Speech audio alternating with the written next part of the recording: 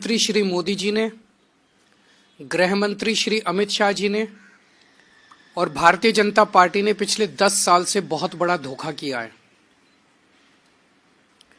दिल्ली सरकार की एक ओबीसी लिस्ट है। इस ओबीसी लिस्ट में, दिल्ली सरकार की ओबीसी लिस्ट में जाट समाज का नाम आता है। केंद्र सरकार की एक ओबीसी लिस्ट है। केंद्र सरकार की ओबीसी लिस्ट में दिल्ली का जाट समाज नहीं आता। तो दिल्ली यूनिवर्सिटी में जब बच्चे एडमिशन लेने जाते हैं तो उसमें दिल्ली के जाट समाज को रिजर्वेशन नहीं मिलता। दिल्ली यूनिवर्सिटी के कॉलेज में जाते हैं तो दिल्ली के जाट समाज को रिजर्वेशन मिलता है। केंद्र सरकार के किसी भी कॉलेज में या यूनिवर्सिटी में जाते हैं या केंद्र सरकार की किसी भी संस्था जैसे दिल्ली पुलिस हो गई, डीडी हो गई, उसमें नौकरी लेने जाते हैं तो दिल्ली के जाट समाज को उसमें रिजर्वेशन नहीं मिलता। बड़ी इंटरेस्टिंग बात यह है कि राजस्थान का जो जाट समाज है उनका नाम केंद्र की ओबीसी लिस्ट में है। तो दिल्ली यूनिवर्सिटी में जब एडमिशन लेने जाते हैं तो राजस्थान के जाट समाज को रिजर्वेशन मिलता है दिल्ली के कॉलेज में। दिल्ली के जाट समाज को दिल्ली के कॉलेज में रिजर्वेशन नहीं मिलता। यह तो हमारे पूरे दिल्ली के जाट समाज के भाइयों के साथ, बहनों के साथ बहुत बड़ा अन्याय है। और ये अन्याय ये जले पे नमक छिड़कने जैसा है कि 4 बार पिछले 10 साल में प्रधानमंत्री जी ने अपने घर बुला के और अमित शाह जी ने जाट समाज के नेताओं को आश्वासन दिया, भरोसा दिया, वचन दिया, गारंटी दी कि दिल्ली के जाट समाज को केंद्र की ओबीसी लिस्ट के अंदर डाला जाएगा। 26 मार्च 2015 को प्रधानमंत्री मोदी जी ने दिल्ली जाट समाज के प्रतिनिधियों को अपने घर बुलाकर यह वादा किया कि उन्हें केंद्र की ओबीसी लिस्ट में दिल्ली के जाट समाज को शामिल किया जाएगा। 26 मार्च 2015 को नहीं किया। उसके बावजूद 8 फरवरी 2017 को अमित शाह जी ने यूपी चुनाव से पहले चौधरी वीरेंद्र सिंह के घर फिर से दिल्ली और देश के जाट नेताओं को यह वादा किया कि जो स्टेट लिस्ट में ओबीसी जाती हैं उनको केंद्र की लिस्ट में जोड़ा जाएगा। फिर भी नहीं किया। 2019 के लोकसभा चुनाव से पहले दिल्ली में प्रवेश वर्मा के आवास पर अमित शाह ने जाट नेताओं से मिले, फिर वादा किया कि दिल्ली के जाट समाज को केंद्र की ओबीसी लिस्ट में शामिल किया जाएगा। फिर धोखा दिया, फिर नहीं किया। 2022 में दिल्ली में फिर सैकड़ों जाट नेताओं को बुलाकर अमित शाह जी मिले और वादा किया और फिर से धोखा दे दिया।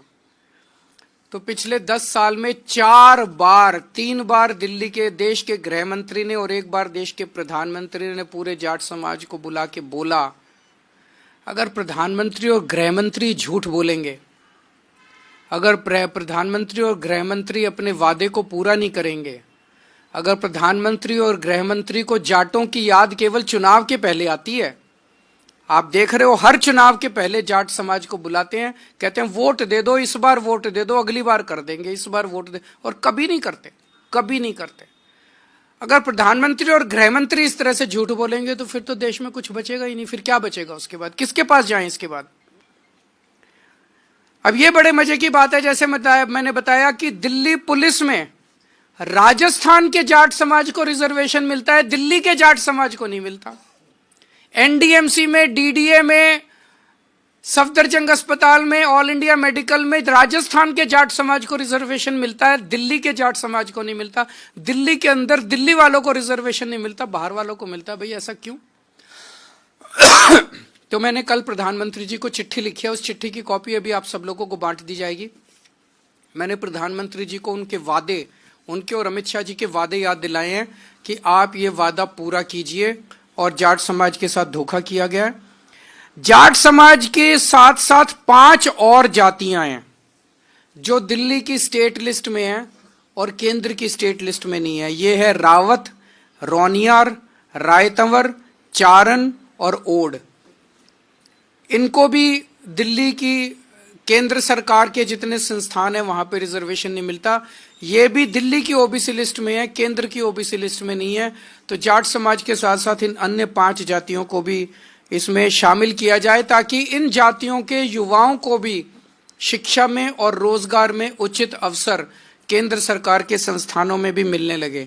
दिल्ली में केंद्र सरकार की 7 यूनिवर्सिटी हैं, दिल्ली यूनिवर्सिटी के कई कॉलेज हैं, Delhi police, NDMC, DDA, AIIMS, Safdarjung, Ram Manohar Lohia जैसे कई केंद्र सरकार के संस्थान हैं जहां पे रिजर्वेशन इन लोगों को मिल सकता है, जिसमें शिक्षा और रोजगार में इन लोगों को रिजर्वेशन मिल सकता है।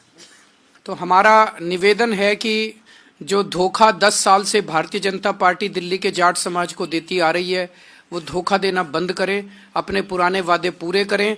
और अगर पूरे नहीं करेंगे तो आज केजरीवाल दिल्ली के पूरे जाट समाज को ये वादा कर रहा है कि मैं आपके लिए संघर्ष करूंगा और मैं केंद्र सरकार से करवा के लेके आऊंगा, चाहे मुझे इसके लिए जो मर्जी करना पड़े।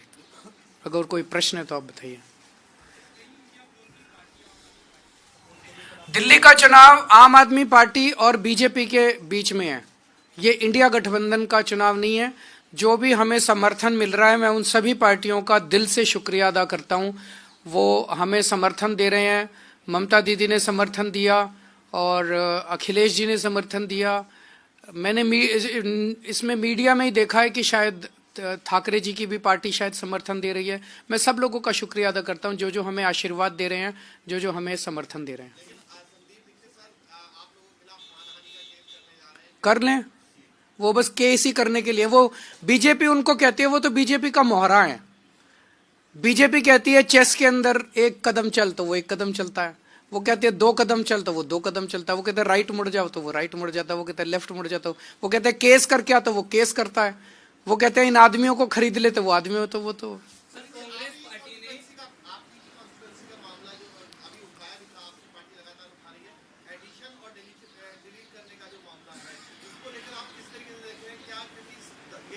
आज 3 बजे हमारी इलेक्शन कमीशन के साथ मीटिंग है। उस meeting chief election central election commission के साथ, उस मीटिंग में ये सारे मुद्दे उठाए जाएंगे। बीजेपी कह रही है कि आप इस तरह डरे हुए हैं कि 2-2 सीट से चुनाव लड़ने जा रहे हैं। मैं एक ही सीट से लड़ रहा हूँ। Thank you.